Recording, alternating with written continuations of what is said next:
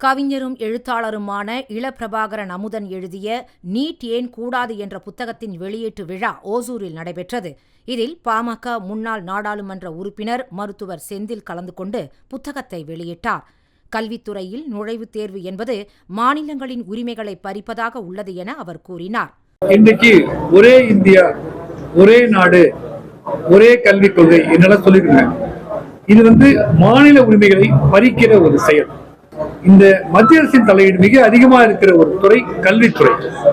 கல்வித்துறையில அகில இந்திய நுழைவுத் தேர்வு என்பது ஏறக்குறைய மாநிலங்களின் வாய்ப்பை பறிக்கிற ஒன்றாக இருக்கிறது. திண்டுக்கல் மாவட்டம் வெள்ளைமலைப்பட்டியைச் சேர்ந்த செல்வம் என்ற 19 வயது இளைஞர் தனது 17 வயது காதலியுடன் ஏற்பட்ட தகராறு காரணமாக அவரை காற்று துப்பாக்கியால் சுட்டார். இதனை அடுத்து செல்வமும் எலிமருந்து சாப்பிட்டு தற்கொலைக்கு முயன்ற நிலையில் இருவரும் மருத்துவமனையில் சிகிச்சை பெற்று வருகின்றனர். கோவை உக்கடம் பகுதியைச் சேர்ந்த கோகுல் என்ற இளைஞர் கஞ்சா போதையில் நண்பர்களுடன் சென்று கொண்டிருந்தபோது மற்றொரு கஞ்சா போதை கும்பலுடன் மோதல் ஏற்பட்டுள்ளது. இதில் கோகுல் கத்தியால் குத்தி கொலை செய்யப்பட்டார்.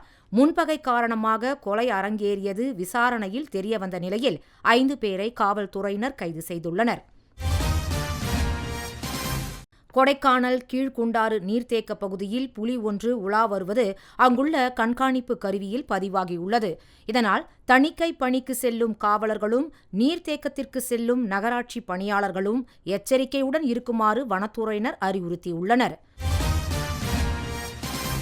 தஞ்சையில் செய்தியாளர்களிடம் பேசிய தமிழ்நாடு அரசு பணியாளர் சங்கத்தின் சிறப்பு தலைவர் பாலசுப்ரமணியன், பழைய ஓய்வூதிய திட்டத்தை நடைமுறைப்படுத்த வேண்டும், சம வேலைக்கு சம ஊதியம் உள்ளிட்ட கோரிக்கைகளை வலியுறுத்தி வருகிற 25ஆம் தேதி ஆர்ப்பாட்டமும் அக்டோபர் 17ஆம் தேதி மனித சங்கிலி போராட்டமும் நடத்தப்படும் என தெரிவித்தார்.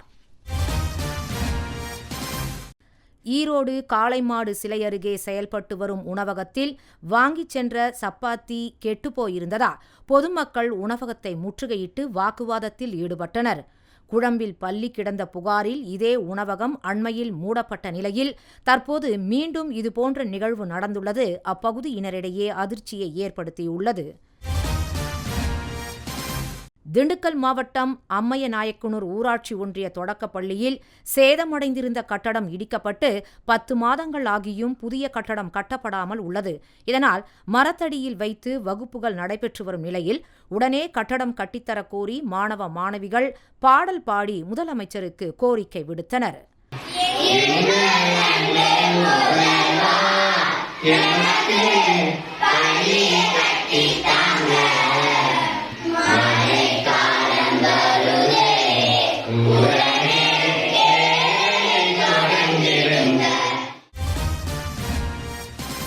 தேனி மாவட்டம் திம்மிநாயக்கன்பட்டியில் குடிநீர், கழிப்பறை, மின் விளக்குகள் போன்ற அடிப்படை வசதிகள் எதுவும் முறையாக இல்லாததால் பொதுமக்கள் கடும் சிரமத்திற்கு ஆளாகியுள்ளனர். தொடக்க நலவாழ்வு நடுவத்திற்கு செல்லும் பாதை குப்பை கிடங்கு போல் மாறியுள்ளதால் நோய் தொற்று உருவாகும் ஆபத்து இருப்பதாக தெரிவித்துள்ள அப்பகுதியினர் அதிகாரிகள் உரிய நடவடிக்கை எடுத்து அடிப்படை வசதிகளை செய்து தர வேண்டும் என வலியுறுத்தியுள்ளனர். பல முறை கிராம சபை கூட்டத்தில் போய் கோரிக்கை வச்சேன். ஆனால் அந்த தீர்மானத்தை நான் பண்டு வந்துருச்சு, நான் செஞ்சு தரேன், இந்த முறைப்படி இன்னைக்கு செய்கிறேன், நாளை செய்கிறேன் அப்படின்னு இழுத்தடிக்கிறாரு. ஆனால் அது வந்துருச்சா வரலையான்றது சரிவர தெரியலை. வேலூர் மாவட்டம் காட்பாடியை அடுத்த ராமகிருஷ்ணாபுரம் பகுதியில் நியாய விலைக்கடை அமைத்து தரக்கோரி அப்பகுதி மக்கள் சாலை மறியலில் ஈடுபட்டனர். துறை சார்ந்த அதிகாரிகளிடம் பேசி உரிய நடவடிக்கை எடுக்கப்படும் என காவல்துறையினர் உறுதியளித்ததால் மறியல் கைவிடப்பட்டது.